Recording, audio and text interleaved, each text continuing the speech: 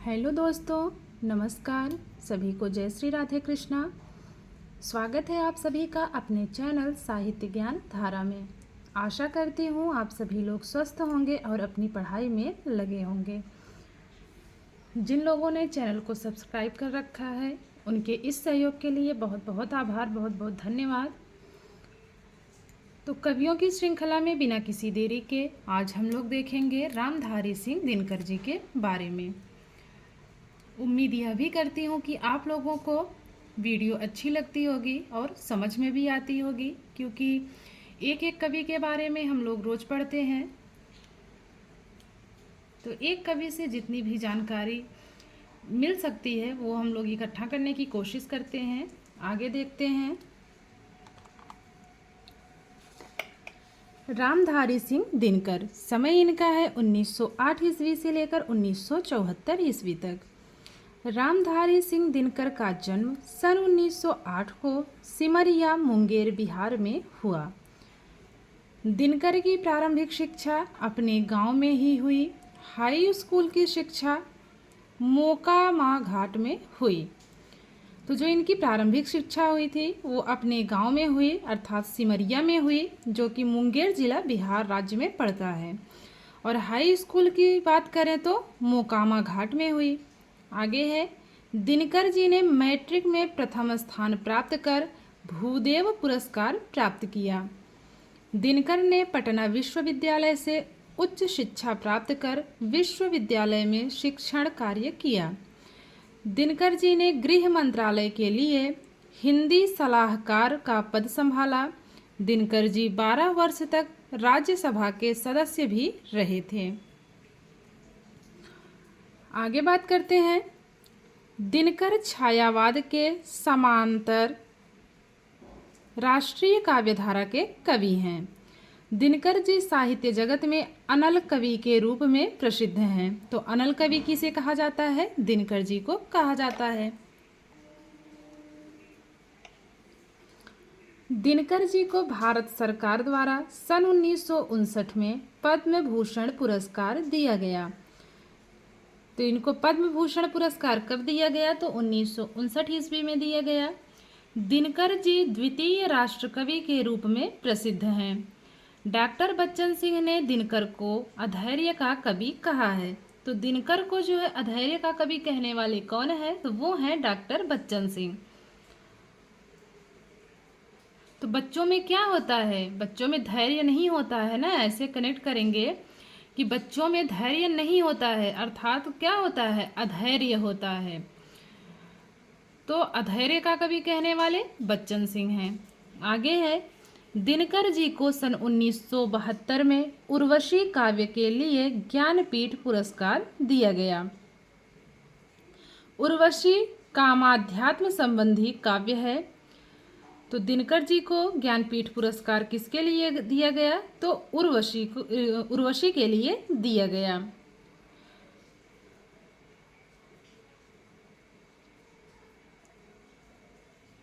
तो उर्वशी, तो उर में बसी, उर में बसी तो कब बसेगी? अगर कोई किसी के दिल में बस रहा है तो कब बस रहा है? दिन में। तो उर्वशी दिनकर की है। और इसको जो है ज्ञानपीठ पुरस्कार कब मिला? तो 1972 ईस्वी में मिला।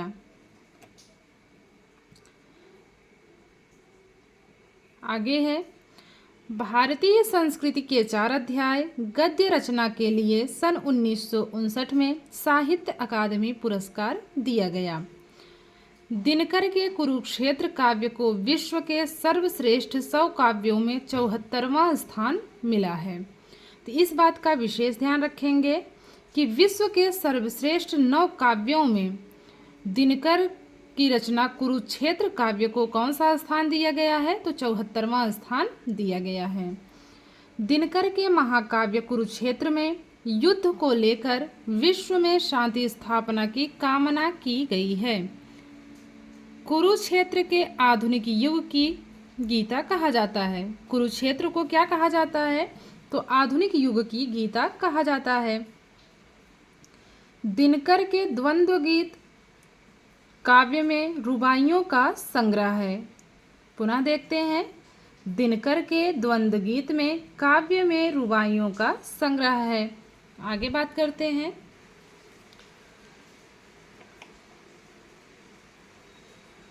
तो दिनकर के द्वंद्व गीत काव्य में किसका संग्रह है? तो रुबाइयों का संग्रह है। दिनकर ने H.D. लॉरेंस की कविताओं का आत्मा की आंखें नाम से अनुवाद किया है। हारे को हरिनाम दिनकर की अंतिम रचना मानी जाती है।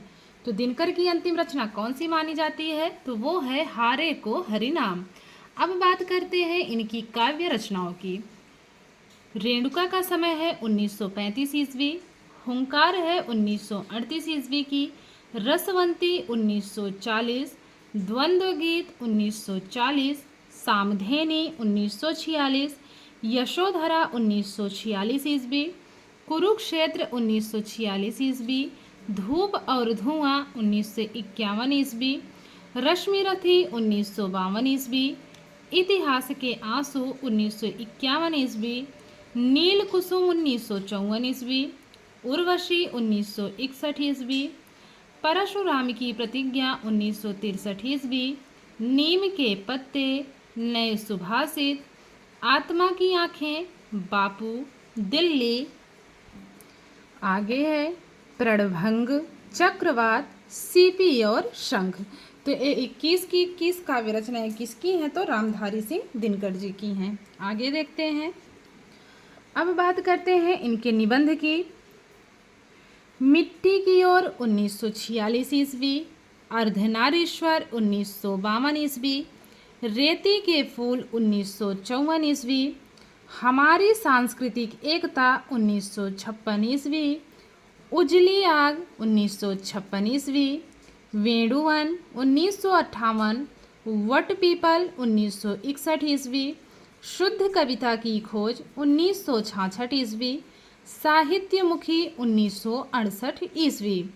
तो आप लोग चाहें तो इसको एक जगह लिखते हुए जो है अपना याद कर ले, नहीं तो वीडियो ये 2 से 3 बार देखेंगे तो आपको याद हो जाएगा। पुनः देखते हैं इनके निबंध। मिट्टी की ओर 1946 ईस्वी, अर्धनारीश्वर 1952 की है, रेती के फूल 1954, हमारी सांस्कृतिक एकता 1956 ईस्वी, उजली आग 1956, वेणुवन 1958, वट पीपल 1961, शुद्ध कविता की खोज 1966, साहित्यमुखी 1968। तो एक साथ इनकी रचनाओं को कनेक्ट करने की कोशिश करते हैं ताकि लंबे समय तक याद रहे। तो जो रामधारी सिंह दिनकर जी हैं वो क्या करते हैं? कहते हैं कि हमारी सांस्कृतिक एकता के लिए मैं क्या करूँगा? अर्धनारीश्वर का रूप लेकर मिट्टी की ओर जाऊंगा। तो जब मिट्टी की ओर जाते हैं तो उनको क्या मिलता है? रेती के फूल मिलते हैं। तो वो क्या कहते हैं कि ये जो रेती के फूल हैं ये तो वेणुवन की उजली आग के जैसे प्रतीत हो रहे हैं। फिर कहते हैं कि अगर जो है साहित्यमुखी वट पीपल देखना है तो हमें क्या करना होगा? शुद्ध कविता की खोज करनी होगी।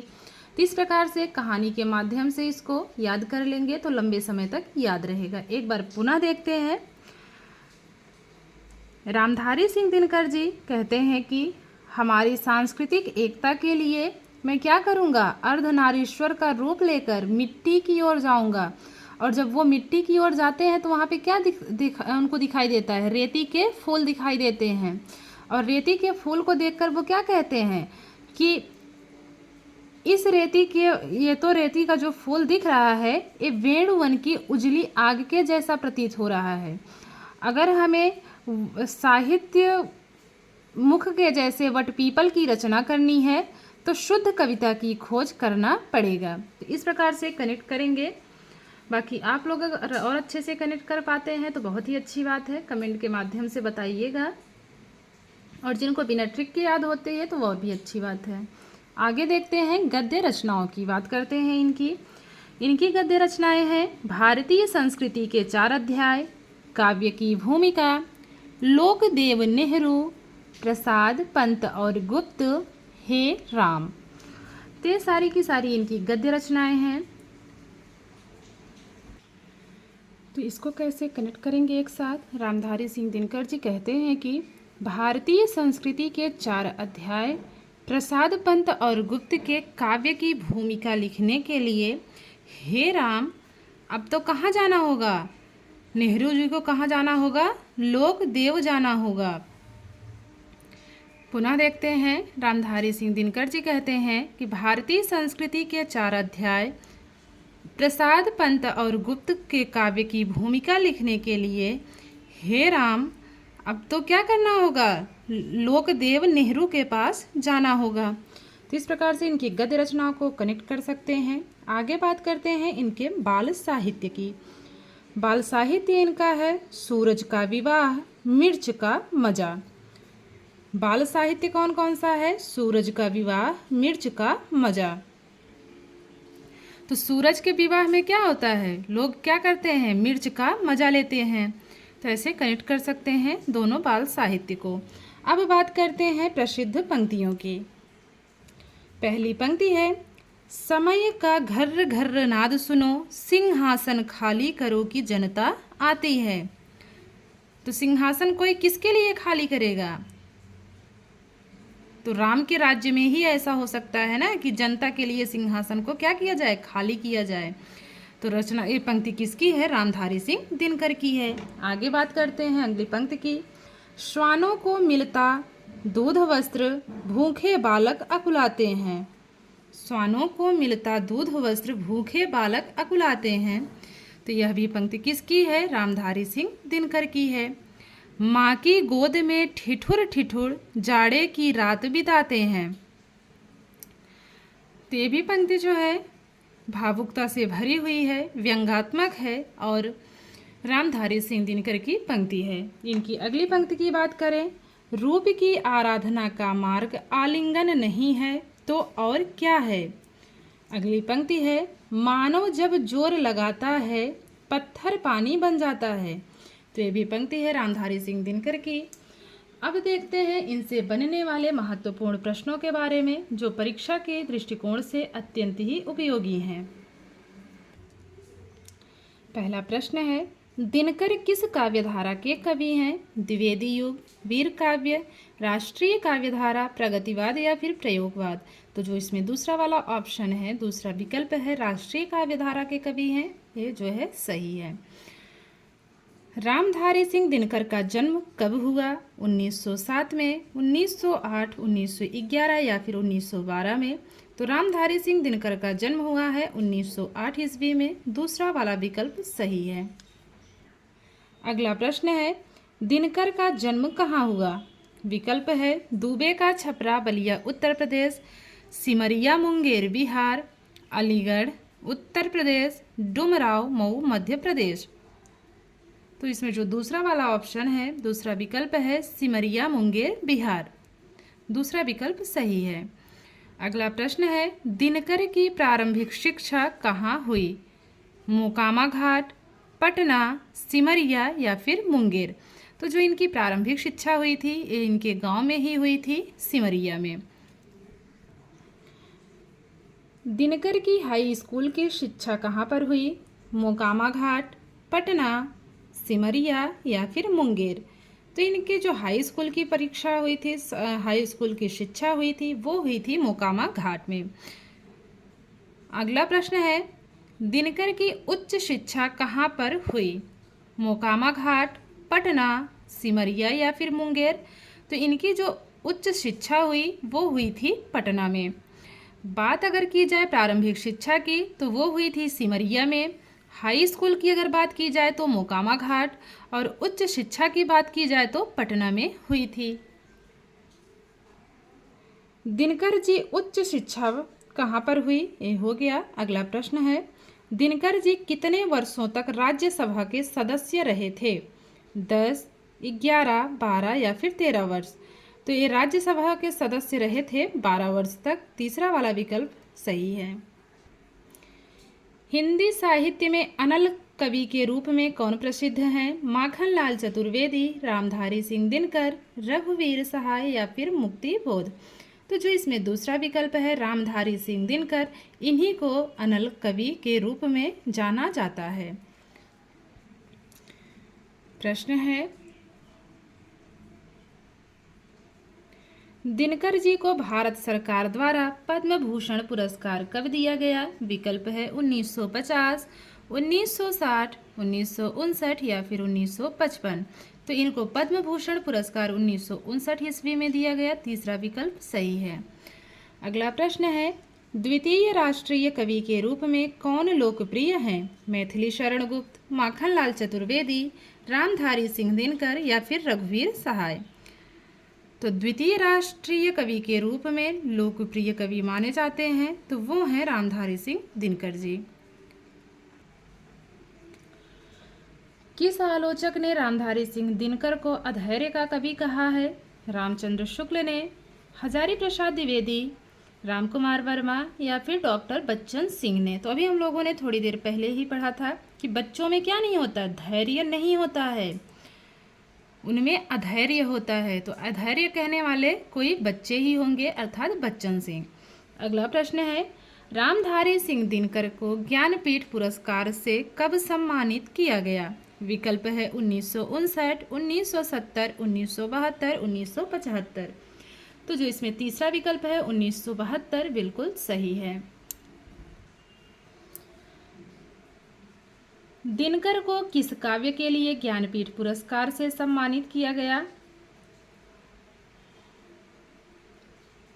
हुंकार, उर्वशी, सामधेनी या फिर रश्मि रथी। तो उर्वशी के लिए सम्मानित किया गया था इनको। किस पुरस्कार से? ज्ञानपीठ पुरस्कार से। दिनकर को साहित्य अकादमी पुरस्कार कब दिया गया? 1959 में, 1970 में, 1972 या फिर 1975 में। तो दिनकर को साहित्य अकादमी पुरस्कार 1959 ईस्वी में दिया गया। दिनकर को किस रचना के लिए साहित्य अकादमी पुरस्कार दिया गया? काव्य की भूमिका, भारतीय संस्कृति के 4 अध्याय, उर्वशी या फिर अर्धनारीश्वर। तो इनको साहित्य अकादमी पुरस्कार भारतीय संस्कृति के 4 अध्याय के लिए दिया गया और 1959 ईस्वी में दिया गया। तो हम लोग जो है 4 अध्याय कब पढ़ेंगे? तो ज़्यादातर दिन में ही तो पढ़ेंगे ना, ताकि अच्छे से दिखाई दे। तो दिन में पढ़ेंगे। 4 अध्याय कब पढ़ेंगे? संस्कृति के 4 अध्याय कब पढ़ेंगे? तो दिन में पढ़ेंगे। दिनकर और कितनी बार पढ़ेंगे? तो 59 बार पढ़ेंगे। 59 बार पढ़ेंगे, अर्थात 1959 ईस्वी में साहित्य अकादमी मिला। और संस्कृति के 4 अध्याय पढ़ेंगे, दिन में पढ़ेंगे, अर्थात दिनकर की रचना है। आगे चलते हैं। दिनकर के किस काव्य को विश्व के सर्वश्रेष्ठ 100 काव्यों में 74वां स्थान मिला है? हुंकार, उर्वशी, सामधेनी या फिर कुरुक्षेत्र। तो वो मिला है कुरुक्षेत्र को। अगला प्रश्न है, दिनकर के किस काव्य को आधुनिक युग की गीता कहा जाता है? हुंकार को, उर्वशी को, सामधेनी को या फिर कुरुक्षेत्र को। तो आधुनिक युग की गीता कहा जाता है कुरुक्षेत्र को। अगला प्रश्न है, दिनकर का रुबाइयों का संग्रह काव्य है द्वंद्व गीत, उर्वशी, सामधेनी या फिर रसवंती। तो दिनकर का रुबाइयों का जो संग्रह है वो है द्वंद्व गीत। अगला प्रश्न है, दिनकर के किस काव्य में युद्ध को लेकर विश्व शांति की कामना की गई है? हुंकार में, उर्वशी में, सामधेनी या फिर कुरुक्षेत्र में। तो जो इनकी रचना कुरुक्षेत्र है उसमें युद्ध को लेकर विश्व शांति की कामना की गई है। अगला प्रश्न है, दिनकर कामाध्यात्म संबंधी काव्य है? हुंकार, उर्वशी, सामधेनी या फिर कुरुक्षेत्र। तो दिनकर कामाध्यात्म संबंधी काव्य जो माना जाता है वो है उर्वशी। दिनकर ने H.D. लॉरेंस की कविताओं का अनुवाद किस नाम से किया है? विकल्प है धूप और धुआं, इतिहास के आंसू, आत्मा की आंखें, नीम के पत्ते। तो जो इसमें सही विकल्प है वो तीसरा वाला है, आत्मा की आंखें। आगे देखते हैं। दिनकर की अंतिम रचना है वटपीपल, हारे को हरिनाम, हे राम, वेणु वन। तो दिनकर की अंतिम रचना जो मानी जाती है वो है हारे को हरिनाम। अगला प्रश्न है, किसने कहा है कि दिनकर मुख्यतः आवेग के कवि हैं? आचार्य रामचंद्र शुक्ल, हजारी प्रसाद द्विवेदी, डॉक्टर रामकुमार वर्मा या फिर बच्चन सिंह। तो किसने कहा है कि दिनकर मुख्यतः आवेग के कवि हैं? तो वो हैं बच्चन सिंह। अगला प्रश्न है, चीन भारत के युद्ध के संदर्भ में दिनकर का काव्य है धूप और धुआं, इतिहास के आंसू, परशुराम की प्रतिज्ञा, नीम के पत्ते। तो चीन भारत के युद्ध के संदर्भ में जो दिनकर जी का काव्य है वो है परशुराम की प्रतिज्ञा। तीसरा वाला ऑप्शन बिल्कुल सही है। बच्चन सिंह के अनुसार दिनकर का प्रतिनिधि काव्य है हुंकार, उर्वशी, सामधेनी या फिर कुरुक्षेत्र। तो रचना मानी जाती है कुरुक्षेत्र। बात करें अगले प्रश्न की, डॉक्टर बच्चन सिंह ने दिनकर के किस काव्य के बारे में कहा है कि उसकी समस्या और द्वंद्व एकदम आधुनिक है। युधिष्ठिर का द्वंद्व आधुनिक मनुष्य का द्वंद्व है और पुरूरवा का द्वंद्व मध्यकालीन सामंत का द्वंद्व है। हुंकार, उर्वशी, सामधेनी या फिर कुरुक्षेत्र। तो इनके कुरुक्षेत्र काव्य के बारे में कहा गया है। अगला प्रश्न है, दिनकर के काव्यों का प्रकाशन वर्ष के अनुसार सही अनुक्रम किस विकल्प में है? रेणुका, हुंकार, रसवंती, सामधेनी या फिर द्वंद्व गीत। तो इसका सही अनुक्रम लगाना है हमें, कौन सा सही होगा। तो जो इसमें सही विकल्प दिख रहा है वो है दूसरा वाला। सबसे पहले रेणुका, फिर हुंकार, फिर रसवंती, द्वंद्व गीत, उसके बाद सामधेनी। अब इसका समय देख लेते हैं। तो रेणुका का समय 1935 माना जाता है, हुंकार का समय है 1938 ईस्वी, रसवंती का समय 1940, द्वंद्व गीत का समय 1940 और सामधेनी का समय है 1946 ईस्वी। तो जो सही क्रम है वो है दूसरे विकल्प में, अर्थात ये दूसरा वाला विकल्प ही सही है। अगला प्रश्न है, दिनकर का प्रथम काव्य संग्रह है रेणुका, हुंकार, रसवंती या फिर द्वंद्व गीत। तो जो इसमें इनका प्रथम काव्य संग्रह माना जाता है वो है रेणुका, अर्थात पहला विकल्प सही है। दिनकर के निम्नलिखित काव्यों का प्रकाशन वर्ष के अनुसार सही क्रम किस विकल्प में है? यशोधरा, कुरुक्षेत्र, धूप और धुआं, रश्मि रथी।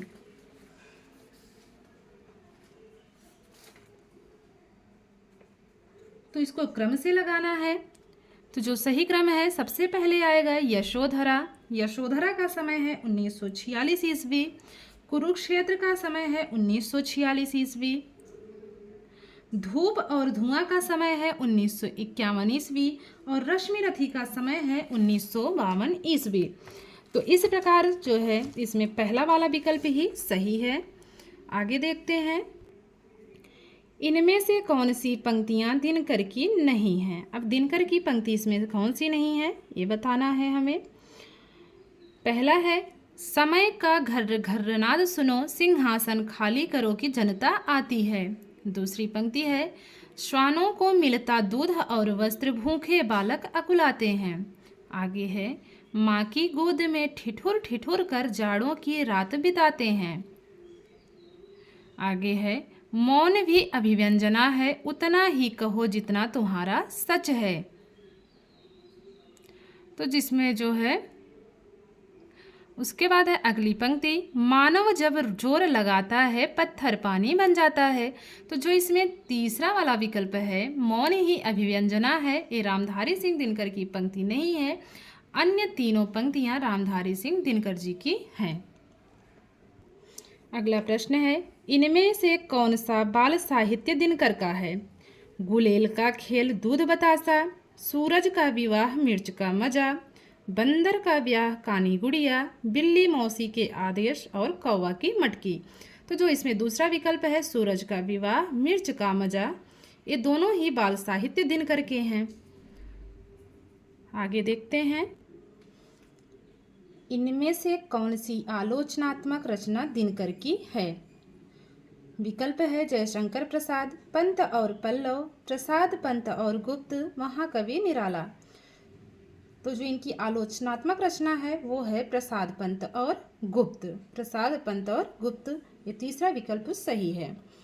अगला प्रश्न है, दिनकर के निबंधों का प्रकाशन वर्ष के अनुसार सही अनुक्रम किस विकल्प में है? रेती के फूल, मिट्टी की ओर, अर्धनारीश्वर। तो इसका सही क्रम लगाना है। तो सही क्रम जो दिख रहा है वो तीसरे विकल्प में दिख रहा है। तीसरे विकल्प में सबसे पहले मिट्टी की ओर, फिर है अर्धनारीश्वर, उसके बाद आता है रेती के फूल। बात करें मिट्टी की ओर की, तो मिट्टी की ओर 1946 ईस्वी की रचना है, अर्धनारीश्वर 1952 की है और रेती के फूल 1954 ईस्वी की रचना है। तो इसमें तीसरा वाला विकल्प सही है। अगला प्रश्न है, इनमें से कौन सा निबंध दिनकर का नहीं है? शुद्ध कविता की खोज, नए साहित्य का सौंदर्य शास्त्र, हमारी सांस्कृतिक एकता या फिर काव्य की भूमिका। तो जो इसमें दूसरा वाला ऑप्शन है नए साहित्य का सौंदर्य शास्त्र, ये दिनकर का निबंध नहीं है। अन्य तीनों दिनकर जी के निबंध हैं।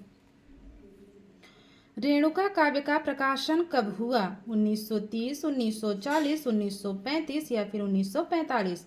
तो रेणुका काव्य का जो समय माना जाता है 1935 ईस्वी माना जाता है। तीसरा विकल्प सही है। अगला प्रश्न है, कुरुक्षेत्र का प्रकाशन कब हुआ? 1951, 1952, 1940 या फिर 1946। तो कुरुक्षेत्र काव्य का प्रकाशन जो माना जाता है वो माना जाता है 1946 ईस्वी। अगला प्रश्न है, रश्मिरथी काव्य का प्रकाशन कब हुआ? विकल्प है 1951, 1952, 1940 या फिर 1946। तो जो इसमें सही विकल्प है वो है दूसरा वाला 1952। रश्मिरथी 1952 ईस्वी की है। अगला प्रश्न है, इतिहास के आंसू काव्य का प्रकाशन कब हुआ? 1951, 1952, 1940 या फिर 1946। तो जो इसमें सही विकल्प है वो है 1951। आंसू काव्य का इतिहास के आंसू काव्य का प्रकाशन है 1951 ईस्वी। अगला प्रश्न देखते हैं, यशोधरा काव्य का प्रकाशन कब हुआ? 1951, 1952, 1940 या फिर 1946। तो यशोधरा का समय है 1946 ईस्वी। अगले प्रश्न की बात करें तो दिनकर जी की मृत्यु कब हुई? 1971, 1972, 1974 या फिर 1976। तो दिनकर जी की मृत्यु हुई है 1974 ईस्वी में। तो आशा करती हूँ कि आज की वीडियो आप लोगों को पसंद आएगी। अगर वीडियो पसंद आए तो लाइक करके ज़रूर बताइएगा, कमेंट करके ज़रूर बताइएगा कि वीडियो कैसी लगी। उससे थोड़ी मुझे भी तसल्ली होगी कि आपके काम की चीज़ें हैं, आपको समझ आ रही हैं। तो मिलते हैं कवियों की श्रृंखला में एक और कवि के साथ। तब तक के लिए सभी को जय श्री कृष्णा, जय श्री सीताराम, नमस्कार।